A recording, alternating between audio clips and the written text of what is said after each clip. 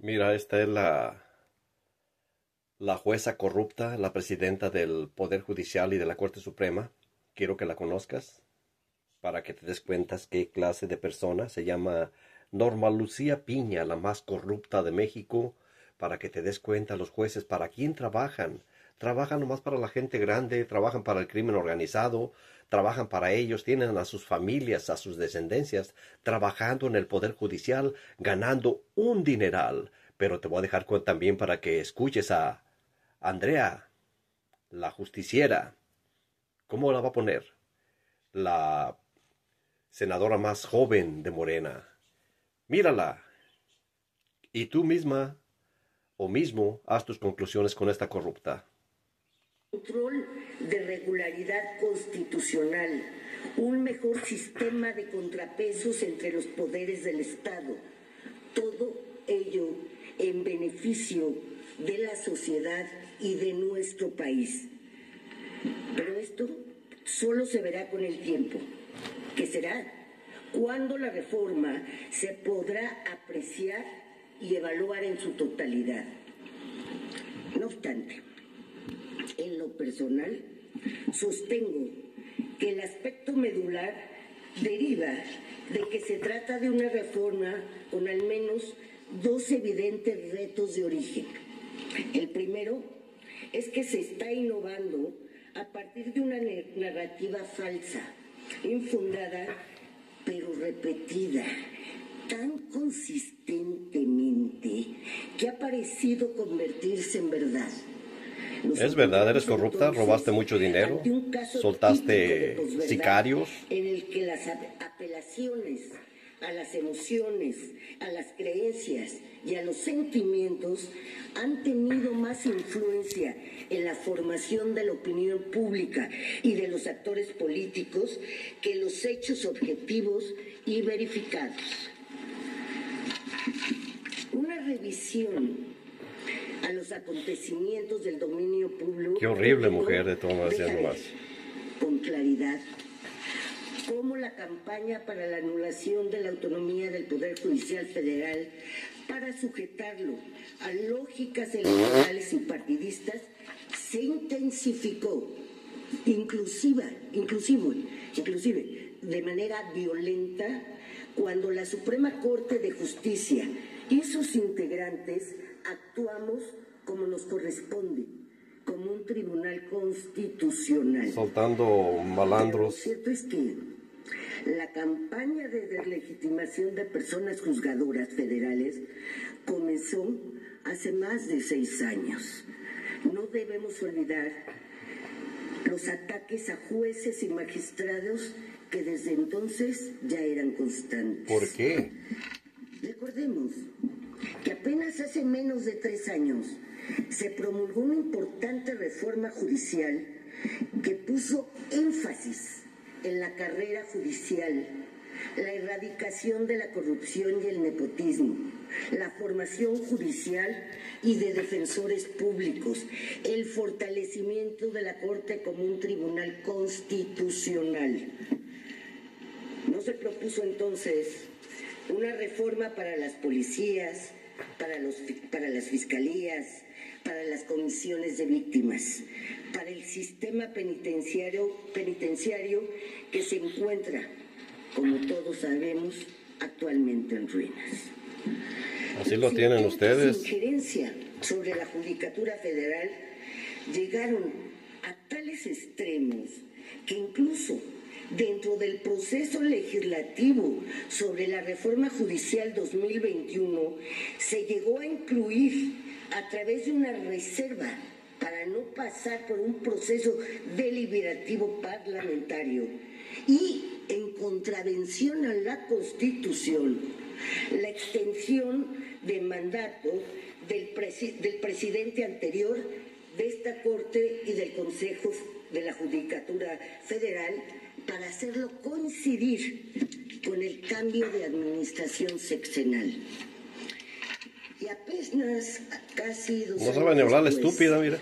Y es jueza. La Suprema Corte recuperó su mandato y papel de tribunal constitucional independiente y autónomo, cuando se restauró el respeto pleno a su autonomía jurisdiccional como siempre debió haber sido. Fue entonces cuando algunos medios públicos y todos los medios oficiales se enfocaron en la anulación de la independencia judicial y el desprestigio público de las personas juzgadoras sin nunca presentarse prueba alguna. Amigos, pues esto es lo que está alegando esta ministra.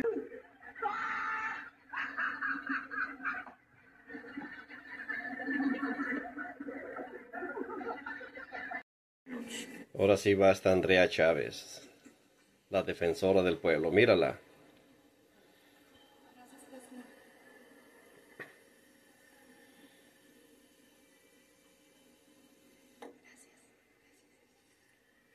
Gracias, presidente. Con el permiso del pueblo de México. Antes de iniciar mi intervención, quiero solidarizarme con las estudiantes del Instituto Politécnico Nacional, víctimas de Diego N., cuyas agresiones a la intimidad sexual están en riesgo de quedar impunes por culpa de un juez indolente, insensible e incapaz.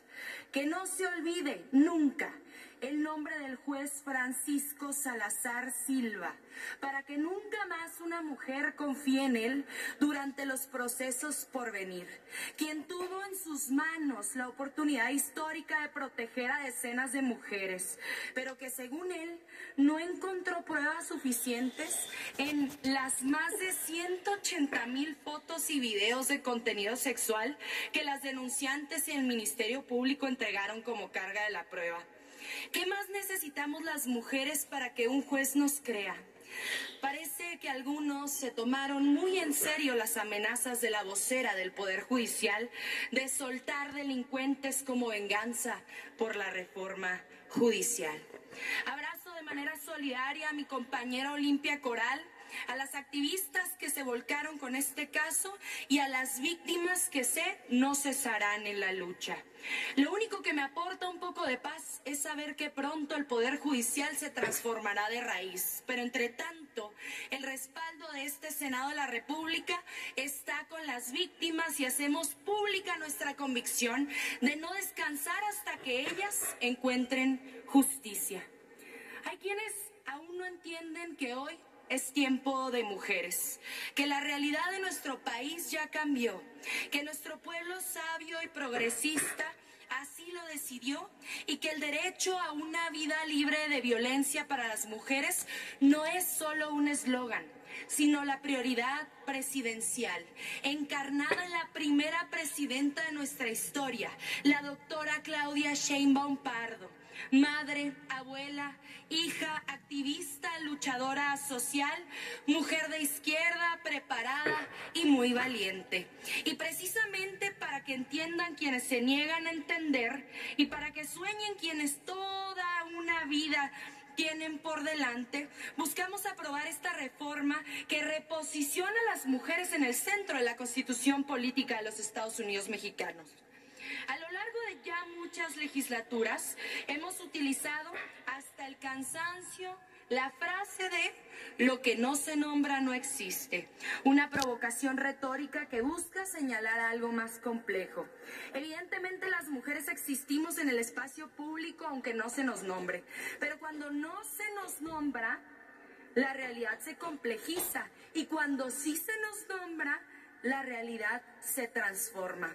Hablamos entonces de la función performativa del lenguaje, la capacidad casi mágica que tienen las palabras de traducirse en realidad. Utilizado hasta el cansancio la frase de lo que no se nombra no existe, una provocación retórica que busca señalar algo más complejo.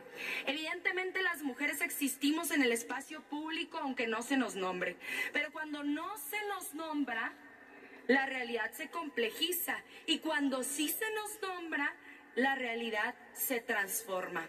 Hablamos entonces de la función performativa del lenguaje, la capacidad casi mágica que tienen las palabras de traducirse en realidades materiales. Las palabras tienen consecuencias, tanto así que los países en los que la Iglesia Católica continúa coadyuvando en los registros civiles, cuando el cura te declara marido y mujer, tu vida cambia para siempre. Es precisamente esta función performativa y evocativa del lenguaje la que hace que cuando pensamos en quién nos atiende en una enfermedad, nos venga a la mente un doctor y no una doctora.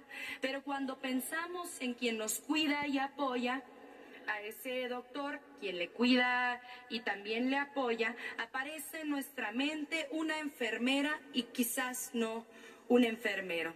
Tan fuerte y tramposo es el lenguaje que si yo ahora les pido que no piensen en un elefante rosa, el elefante aparece gigante ante ustedes ocupando todo su pensamiento. ¿Y saben qué? Yo quiero hacer hoy un ejercicio de honestidad política y de gratitud, utilizando lo más valioso que tengo, mi palabra. Porque cuando la doctora Claudia Sheinbaum dijo que no llegaba sola, que llegábamos todas, no solo había sentidos simbólicos que teorizar sobre esa frase. La enunciación albergaba una realidad más evidente y más clara.